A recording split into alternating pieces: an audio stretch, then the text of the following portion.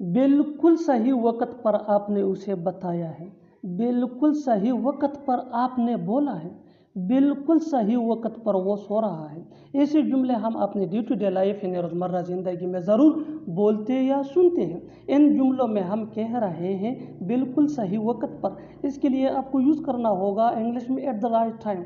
आइए complete structure समझते हैं। Sentence plus at the right time. Sentence या टेंस या सिचुएशन के हिसाब से चेंज होता रहेगा। एट द राइट टाइम ये वही का वही रहेगा, विच मीन बिल्कुल सही वक्त पर। अच्छी तरह समझने के लिए कुछ मिसालें देखते हैं। बिल्कुल सही वक्त पर आपने उसे बताया है, you have told him at the right time. You have told him at the right time. बिल्कुल सही वक्त पर आपने बोला है, you have spoken at the right time. You have spoken at the right time. बिल्कुल सही वक्त पर वो सो रहा है, he is sleeping at the right time. वो सरफ नाम का डॉक्टर है, तुम सरफ नाम के दोस्त हो। वो सरफ नाम की टीचर है। ऐसे जुमले हम अपने डे टू डे लाइफ यानी रोज़मर्रा ज़िंदगी में ज़रूर बोलते या सुनते हैं। इन जुमलों में हम कह रहे हैं सरफ नाम का या सरफ नाम के। इसके लिए आपको यूज़ करना होगा इंग्लिश में सो कॉल्ड। आइए कंप्लीट स्ट्रक्चर समझते हैं। सब्जेक्ट प्लस हेल्पिंग वर्ब जिसको ऑक्सिलरी वर्ब भी कहा जाता है, ये टेंस या सब्जेक्ट के मुताबिक होता है, plus so called plus other words. अच्छी तरह समझने के लिए कुछ मिसालें देखते हैं। वो सरफ नाम का डॉक्टर है, he is so called doctor. He is so called doctor. तुम सरफ नाम के दोस्त हो, you are so called friend. You are so called friend. वो सरफ नाम की टीचर है, she is so called teacher. ऐसा लगता है कि आप ठीक नहीं हैं। ऐसा लगता है कि आप डॉक्टर हैं। ऐसा लगता है कि आप वहाँ नहीं गए थे।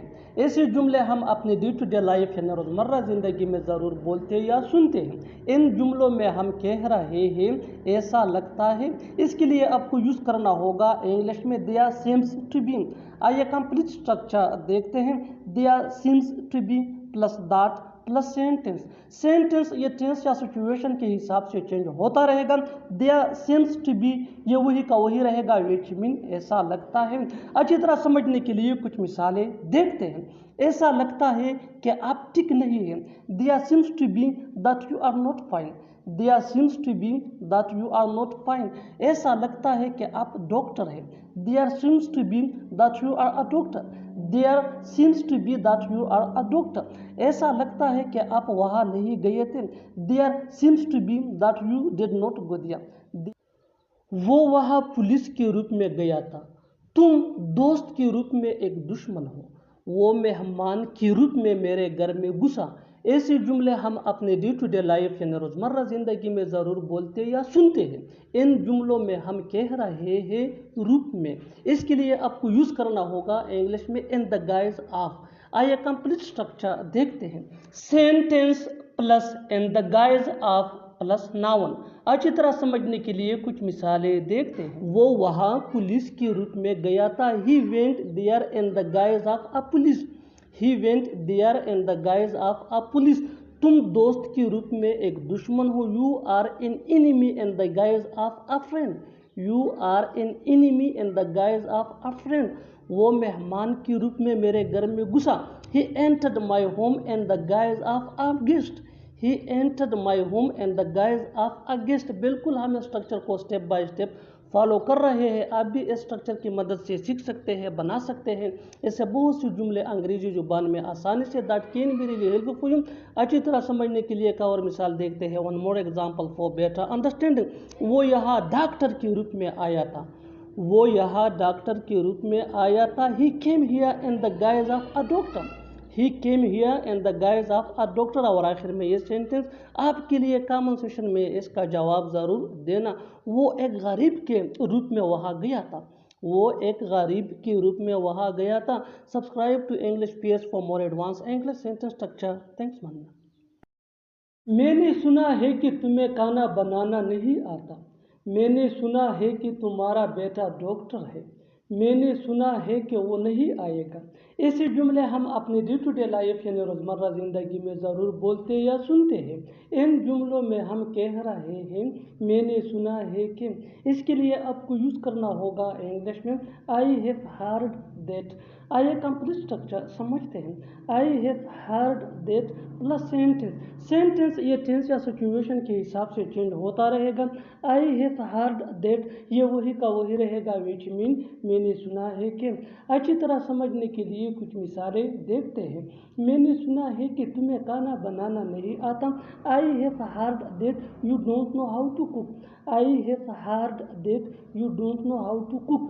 मैंने सुना है कि तुम्हारा बेटा डॉक्टर है। I have heard that your son is a doctor. I have heard that your son is a doctor. मैंने सुना है कि वो नहीं आएगा। I have heard that he won't come. I have heard that he won't come. Won't ये will not का short form है। बिल्कुल हम स्ट्रक्चर को स्टेप बाय स्टेप फॉलो कर रहे हैं। आप भी स्ट्रक्चर की मदद से सीख सकते हैं, बना सकते हैं ऐसे हज़ारों जुमले अंग्रेजी जुबान में आसानी से। That can be really helpful for you, which can take you from basic to advance level. अच्छी तरह समझने के लिए एक और मिसाल देखते हैं। One more example for better understanding. मैंने सुना है कि वो वहाँ बहुत खुश है। मैंने सुना है कि वो वहाँ बहुत खुश है। I have heard that she is over the moon there. I have heard that she is over the moon there. और आखिर में ये सेंटेंस आपके लिए कमेंट सेक्शन में इसका जवाब ज़रूर देना। मैंने सुना है कि तुम गाँव जा रहे हो। मैंने सुना है कि तुम गाँव जा रहे हो। Subscribe to English page for more advance English sentence structure. Thanks. वो पढ़ने के लिए तैयार है। मैं तुमसे बात करने के लिए तैयार हूँ। वो शादी करने के लिए तैयार है। ऐसे जुमले हम अपनी डे टू डे लाइफ यानी रोज़मर्रा ज़िंदगी में ज़रूर बोलते या सुनते हैं। तैयार होना, इसके लिए आपको यूज़ करना होगा इंग्लिश में पोइज्ड टू। आइए कंप्लीट स्ट्रक्चर समझते हैं। सब्जेक्ट प्लस हेल्पिंग वर्ब जिसको ऑक्सिलरी वर्ब भी कहा जाता है, ये टेंस या सब्जेक्ट के मुताबिक होता है। Plus poised two plus V1 यानी first form of verb plus other words. अच्छी तरह समझने के लिए कुछ मिसालें देखते हैं। वो पढ़ने के लिए तैयार है। He is poised to study. He is poised to studying. मैं तुमसे बात करने के लिए तैयार हूँ। I am poised to talk to you. I am poised to talk to you. वो शादी करने के लिए तैयार है। She is poised to marry. She is poised to marry. बिल्कुल हम स्ट्रक्चर को स्टेप बाय स्टेप फॉलो कर रहे हैं। आप भी स्ट्रक्चर की मदद से सीख सकते हैं, बना सकते हैं ऐसे बहुत से जुमले अंग्रेजी जुबान में आसानी से। That can be really helpful you. अच्छी तरह समझने के लिए एक और मिसाल देखते हैं। One more example for better understanding. वो तुमसे मिलने के लिए तैयार है। वो तुमसे मिलने के लिए तैयार है। He is poised to meet you. He is poised to meet you. और आखिर में ये सेंटेंस आपके लिए कमेंट सेक्शन में इसका जवाब ज़रूर देना। मैं वहाँ जाने के लिए तैयार हूँ। मैं वहाँ जाने के लिए तैयार हूँ। Subscribe to English page for more advance English sentence structure. Thanks ma'am. किस किस के लिए तुम्हें खाना बनाना है? किस किस के लिए तुम ये किताबें लाए हो? किस किस के लिए तुम ये काम करोगे? ऐसे जुमले हम अपने डे टू डे लाइफ यानी रोज़मर्रा ज़िंदगी में ज़रूर बोलते या सुनते हैं। इन जुमलों में हम कह रहे हैं किस किस के लिए। इसके लिए आपको यूज़ करना होगा इंग्लिश में फॉर हुम ऑल। आइए कंप्लीट स्ट्रक्चर समझते हैं। For whom all plus sentence. Sentence ये टेंस या सिचुएशन के हिसाब से चेंज होता रहेगा। फॉर हुम ऑल ये वही का वही रहेगा, विच मीन किस किस के लिए। अच्छी तरह समझने के लिए कुछ मिसालें देखते हैं। किस किस के लिए तुम्हें खाना बनाना है? For whom all do you have to cook. For whom all do you have to cook. किस किस के लिए तुम ये किताबें लाए हो? For whom all did you bring this books. For whom all did you bring this books. किस किस के लिए तुम ये काम करोगे? For whom all will you do this work. For whom all will you do this work. बिल्कुल हम स्ट्रक्चर को स्टेप बाय स्टेप फॉलो कर रहे हैं। आप भी स्ट्रक्चर की मदद से सीख सकते हैं, बना सकते हैं ऐसे बहुत से जुमले अंग्रेजी जुबान में आसानी से। That can be really helpful for you. अच्छी तरह समझने के लिए एक और मिसाल देखते हैं। One more example for better understanding. किस किस के लिए हमें पानी लाना है?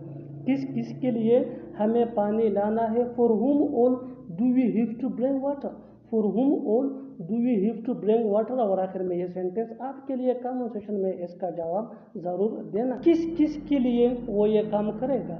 किस किस के लिए वो ये काम करेगा? Subscribe to English page for more advance English sentence structure. Thanks. जहाँ तक मुझे याद है वो एक अच्छा लड़का था। जहाँ तक मुझे याद है उसने नीली शर्ट पहनी हुई थी। जहाँ तक मुझे याद है वो नहीं आया था उस दिन।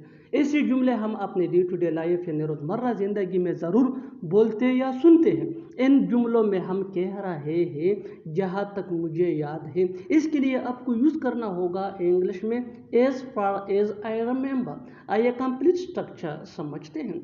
As far as I remember plus comma अगर लिखना हो प्लस सेंटेंस। सेंटेंस ये टेंस या सिचुएशन के हिसाब से चेंज होता रहेगा। As far as I remember ये वही का वही रहेगा, विच मीन जहाँ तक मुझे याद है। अच्छी तरह समझने के लिए कुछ मिसालें देखते हैं। जहाँ तक मुझे याद है वो एक अच्छा लड़का था। As far as I remember he was a good boy. As far as I remember he was a good boy। जहाँ तक मुझे याद है उसने नीली शर्ट पहनी हुई थी। As far as I remember she was wearing blue shirt। As far as I remember she was wearing blue shirt। जहाँ तक मुझे याद है वो नहीं आया था उस दिन। As far as I remember he did not come that day। बिना सोचे समझे वहाँ मत जाओ। बिना सोचे समझे बात मत करो। बिना सोचे समझे उसे मत मिलो। ऐसे जुमले हम अपने डे टू डे लाइफ यानी रोज़मर्रा ज़िंदगी में ज़रूर बोलते या सुनते हैं। इन जुमलों में हम कह रहे हैं बिना सोचे समझे। इसके लिए आपको यूज़ करना होगा इंग्लिश में विदाउट अ सेकंड थॉट। आइए कंप्लीट स्ट्रक्चर समझते हैं। Sentence plus without a second thought. Sentence ये टेंस या सिचुएशन के हिसाब से चेंज होता रहेगा। विदाउट अ सेकंड थॉट ये वही का वही रहेगा, विच मीन बिना सोचे समझे। अच्छी तरह समझने के लिए कुछ मिसालें देखते हैं। बिना सोचे समझे वहाँ मत जाओ। Don't go there without a second thought. Don't go there without a second thought. बिना सोचे समझे बात मत करो। Don't talk without a second thought. Don't talk without a second thought. बिना सोचे समझे उससे मत मिलो। Don't meet him without a second thought. चलो मान लेते हैं कि तुम सच बोल रहे हो। चलो मान लेते हैं कि वो गुनाहगार नहीं है। चलो मान लेते हैं कि तुम्हारे पास कुछ नहीं है। ऐसे जुमले हम अपने डे टू डे लाइफ यानी रोज़मर्रा ज़िंदगी में ज़रूर बोलते या सुनते हैं। इन जुमलों में हम कह रहे हैं चलो मान लेते हैं कि, इसके लिए आपको यूज़ करना होगा इंग्लिश में लेट्स से दैट। आइए कंप्लीट स्ट्रक्चर समझते हैं। Let's say that plus sentence. Sentence ये टेंस या सिचुएशन के हिसाब से चेंज होता रहेगा। लेट्स से दैट ये वही का वही रहेगा, विच मीन चलो मान लेते हैं कि। अच्छी तरह समझने के लिए कुछ मिसालें देखते हैं। चलो मान लेते हैं कि तुम सच बोल रहे हो। Let's say that you are telling the truth. Let's say that you are telling the truth. चलो मान लेते हैं कि वो गुनाहगार नहीं है। Let's say that he is not guilty. Let's say that he is not guilty. चलो मान लेते हैं कि तुम्हारे पास कुछ नहीं है। Let's say that you have nothing. वो कोई और नहीं बल्कि तुम्हारा भाई है। मैं कोई और नहीं बल्कि तुम्हारा दोस्त हूँ। वो कोई और नहीं बल्कि एक डॉक्टर है। ऐसे जुमले हम अपने डे टू डे लाइफ यानी रोज़मर्रा ज़िंदगी में ज़रूर बोलते या सुनते हैं। इन जुमलों में हम कह रहे हैं कोई और नहीं बल्कि, इसके लिए आपको यूज़ करना होगा इंग्लिश में नन अदर देन। आइए कंप्लीट स्ट्रक्चर देखते हैं। सब्जेक्ट प्लस हेल्पिंग वर्ब जिसको ऑक्सिलरी वर्ब भी कहा जाता है, ये टेंस या सब्जेक्ट के मुताबिक चेंज होता रहेगा, plus none other than plus other words. अच्छी तरह समझने के लिए कुछ मिसालें देखते हैं। वो कोई और नहीं बल्कि तुम्हारा भाई है। He is none other than your brother. He is none other than your brother. Is ये हेल्पिंग वर्ब है जिसको ऑक्सिलरी वर्ब भी कहा जाता है। मैं कोई और नहीं बल्कि तुम्हारा दोस्त हूँ। I am none other than your friend. I am none other your friend. Am ये भी हेल्पिंग वर्ब है जिसको ऑक्सिलरी वर्ब भी कहा जाता है, ये सब्जेक्ट के मुताबिक यूज़ हुआ है। वो कोई और नहीं बल्कि एक डॉक्टर है। वो कोई और नहीं बल्कि एक डॉक्टर है। He is none other than a doctor. मजाक की भी एक हद होती है, बर्दाश्त की भी एक हद होती है, खेलने की भी एक हद होती है।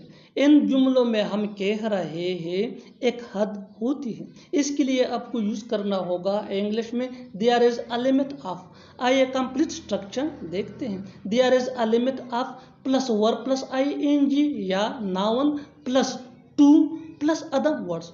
अच्छी तरह समझने के लिए कुछ मिसालें देखते हैं। मजाक की भी एक हद होती है। There is a limit of joke too. There is a limit of joke too. बर्दाश्त की भी एक हद होती है। There is a limit of tolerance too. There is a limit of tolerance too. खेलने की भी एक हद होती है। There is a limit of playing too. मैं हैरान हूं तुमने ट्रेन कैसे मिस कर दी। मैं हैरान हूं उसने खुदकुशी क्यों की। मैं हैरान हूं वो वहां क्यों गया था। इन जुमलों में हम कह रहे हैं मैं हैरान हूं, इसके लिए आपको यूज करना होगा इंग्लिश में आई वंडर। आइए कंप्लीट स्ट्रक्चर देखते हैं। I wonder plus sentence. Sentence ये टेंस या सिचुएशन के हिसाब से चेंज होता रहेगा। आई वंडर ये वही के वही रहेगा, विच मीन मैं हैरान हूं। अच्छी तरह समझने के लिए कुछ मिसालें देखते हैं। मैं हैरान हूं तुमने ट्रेन कैसे मिस कर दी। I wonder how you missed the train. I wonder how you missed the train. मैं हैरान हूं उसने खुदकुशी क्यों की। I wonder why she committed suicide. I wonder why she committed suicide. मैं हैरान हूं वो वहां क्यों गया था। I wonder why he went there. मेरे होते हुए आपको कुछ नहीं होगा। मेरे होते हुए तुम्हें डरने की ज़रूरत नहीं है। आपके होते हुए कहाँ जाऊँ। ऐसे जुमले हम अपने डे टू डे लाइफ यानी रोज़मर्रा ज़िंदगी में ज़रूर बोलते या सुनते हैं। इन जुमलों में हम कह रहे हैं मेरे होते हुए, इसके लिए आपको यूज़ करना होगा इंग्लिश में इन माई प्रेजेंस। आपके होते हुए, इसके लिए आपको यूज़ करना होगा इंग्लिश में इन योर प्रेजेंस। आइए कंप्लीट स्ट्रक्चर देखते हैं। Sentence plus in plus possessive adjective यानी mine, your, our, his, her, their plus presence. अच्छी तरह समझने के लिए कुछ मिसालें देखते हैं। मेरे होते हुए आपको कुछ नहीं होगा। Nothing will happen to you in my presence. Nothing will happen to you in my presence. मेरे होते हुए तुम्हें डरने की ज़रूरत नहीं। You don't need to be afraid of in my presence. You don't need to be afraid of in my presence. आपके होते हुए कहा जाऊं। Where do I go in your presence? Where do I go in your presence? बिल्कुल हम structure को step by step follow कर रहे हैं। आप भी स्ट्रक्चर की मदद से सीख सकते हैं, बना सकते हैं ऐसे हज़ारों जुमले अंग्रेजी जुबान में आसानी से। That can be really helpful for you. अच्छी तरह समझने के लिए एक और मिसाल देखते हैं। One more example for better understanding. आपके होते हुए मैं कहीं नहीं जाऊंगा। आपके होते हुए मैं कहीं नहीं जाऊंगा। I will not go anywhere in your presence. I will not go anywhere in your presence. और आखिर में ये सेंटेंस आपके लिए कमेंट सेक्शन में इसका जवाब ज़रूर देना। उसके होते हुए हम कुछ नहीं कर सकते। उसके होते हुए हम कुछ नहीं कर सकते। Subscribe to English phase for more advance English sentence structure. Thanks money.